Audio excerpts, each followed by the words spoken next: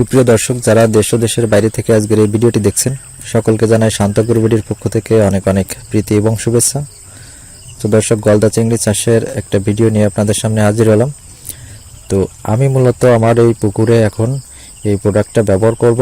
তো আমার এই পুকুরে আমি শীতকালেও এখানে গলদা চিংড়িগুলো রেখে দিয়েছি। তো আপনারা জানেন আমি গলদা চিংড়ির পিস মাছ চাষ করি। তো আমার এখানে পানির গভীরতা গরমের সিজনেও কিন্তু 5 ফিটের মতো থাকে। সেক্ষেত্রে আমার এখানে চাষ করতে কোনো সমস্যা হয় না।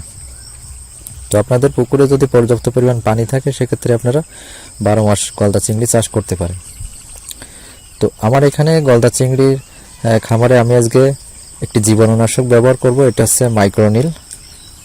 তো মাঝে মাঝে এটা আমি ব্যবহার করে থাকি।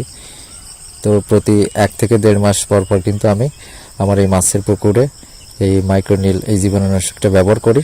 তো শুধু যে এটা ব্যবহার করি এমন না, তো মাইক্রোনিল এটা আছে বেশি ব্যবহার করা হয়, মাঝে মাঝে চেঞ্জ করতে হয়, কন্টিনিউ একই প্রোডাক্ট ব্যবহার করতে হয় না। তো এই জীবাণুনাশকটা আমরা কেন ব্যবহার করি? তো এই জীবাণুনাশকটা মূলত হচ্ছে ক্ষতিকর যে ব্যাকটেরিয়া, ভাইরাস, ছত্রাক এবং পরজীবী যে রোগগুলা, এগুলা প্রতিকার এবং প্রতিরোধ করে। সেক্ষেত্রে আমরা এটা ব্যবহার করে থাকি। তো আমাদের মাছের পুকুরে দেখা যায় যে কার্প জাতীয় মাছ, এছাড়া চিংড়ি মাছের যে সমস্যাগুলো হয়ে থাকে, কার্প জাতীয় মাছের ক্ষেত্রে দেখা যায় ফুলকা পচা রোগ, তারপরে বিভিন্ন পরজীবীর আক্রমণ, এগুলা দেখা দিতে পারে। এছাড়া আমাদের চিংড়ি মাছের যে এন্টিনা কাটা রোগ, খোলস পরিবর্তনজনিত যে সমস্যা, তারপরে মাছের গায়ে কালো কালো স্পট পড়ে যায়। তো এই ধরনের যে সমস্যা, এইগুলো সমস্যার সমাধান করবে সেই মাইক্রোনিল। তো সেক্ষেত্রে আমরা এই জীবাণুনাশকটা আজকে এখানে ব্যবহার করব। তো আমার পুকুরে 1 মাসের বেশি হয়ে গেছে আমি এখানে জীবাণুনাশক ব্যবহার করছিলাম। তো সেক্ষেত্রে আমার এখন জীবাণুনাশকটা ব্যবহার করতে হবে। পুকুরে যদি কন্টিনিউ খাবার প্রয়োগ করা হয়, সেক্ষেত্রে পুকুরের তলায় কিন্তু এই খাবারটা জমে আপনার পানিতে সমস্যা সৃষ্টি করতে পারে। আমরা গলদা চিংড়িটা মূলত মিষ্টি পানিতে চাষাবাদ করে থাকি, যদিও রেণুপোনাগুলো আমরা লবণ পানিতে ফুটিয়ে থাকি।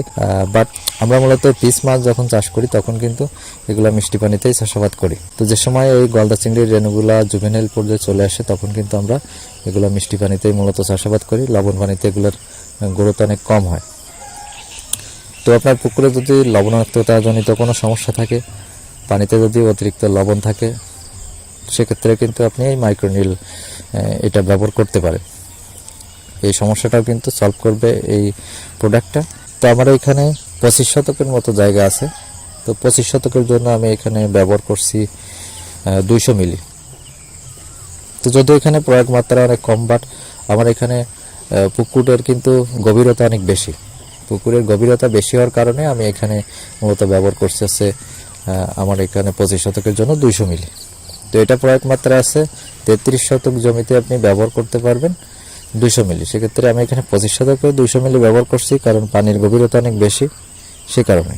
এছাড়া আপনার পুকুরে যদি পিএইচের তারতম্য দেখা দেয়, সেক্ষেত্রেও এই মাইক্রোনিলটা এই পিএইচের তারতম্যজনিত যে সমস্যা, সেটাও কিন্তু সলভ করবে।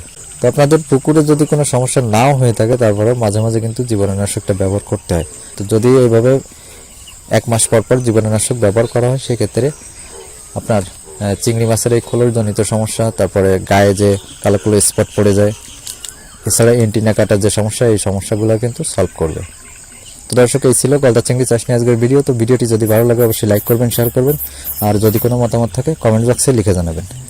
তো ধন্যবাদ সাথে থাকার জন্য। দেখা হবে পরবর্তী কোনো ভিডিওতে। ভালো থাকবেন সবাই।